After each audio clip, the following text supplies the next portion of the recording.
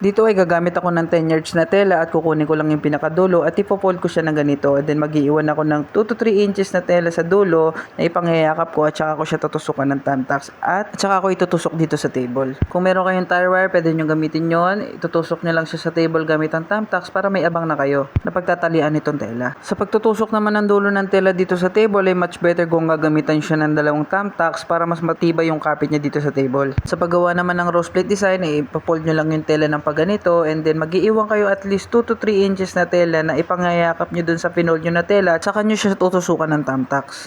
Actually, pwede nyo rin siyang gamitan ng pin, pero in this case ay gagamit lang tayo ng thumbtacks at itutusok lang natin siya sa table ng pagganito. Pero dahil mas prepare ko ang thumbtacks ay ito ang ginagamit ko. Depende sa inyo kung saan kayo mas nadadalian. Same step kukuha kayo ng 8 inches ng tela and then tsaka nyo siya ipofold and then mag-iwan kayo ng 2 to 3 inches para iiyakap dun sa ipinold nyo na tela tsaka nyo siya tutusukan ng thumbtacks. Dito sa tutorial na to ay gagawa lang ako ng 4 na rose split design dahil medyo limited lang yung oras dito sa reels. Pagkatapos nyo gumawa ng rose split design ay hahatakin nyo lang yung tela ng dahan-dahan para hindi siya matanggal. Automatic naman na magka-crumple design yan kapag hinatak nyo. Sana kahit papano ay nakatulong at may natutunan kayo sa tutorial video na to. Like, share, and follow na rin mga kap. Malaking tulong yan sa pag-angat ng page natin na to. Yun lang. Salamat!